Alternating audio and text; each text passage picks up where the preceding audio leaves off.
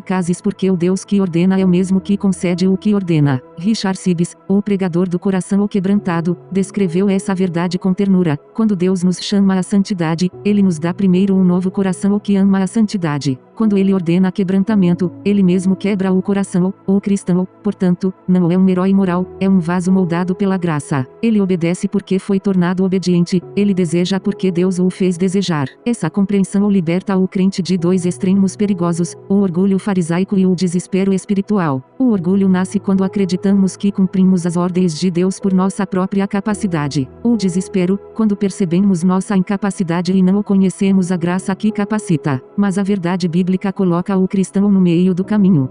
Página 16 de 119, Estreito da Dependência, se em mim nada podeis fazer. João 15, 5. Tomemos o exemplo de Pedro. O mesmo que negou a Cristo por medo foi, mais tarde, capaz de enfrentar o sinédrio com coragem sobrenatural. O que mudou? O Espírito que o regenerou. Deus ordenou: apacenta as minhas ovelhas, e, junto com a ordem, concedeu-lhe o amor restaurado e o poder do Espírito. Essa dinâmica divina se repete em toda a história da redenção. Deus ordena o impossível e, em seguida, cria a possibilidade. Jonathan Edwards explica isso magistralmente: a graça não destrói a vontade, mas liberta-a da servidão. Assim, quando Deus ordena, crê no Senhor Jesus, Ele, pelo Espírito, desperta a fé no coração eleito. Quando ordena, sede santos, Ele, pela regeneração, planta em nós o desejo de ser santos. E quando ordena, perseverai até o fim, Ele promete: aquele que começou boa obra em vós há de completá-la. Filipenses 1, 6. Martin Lloyd Jones via nesse equilíbrio o segredo da verdadeira pregação: nunca reduzir a palavra a manual de moralidade, nem divorciá-la da ação divina. O Evangelho não é um apelo para que façamos algo por Deus, dizia ele, mas uma proclamação de que Deus fez algo em nós, e portanto podemos agir. Eis o coração da doutrina reformada da graça irresistível.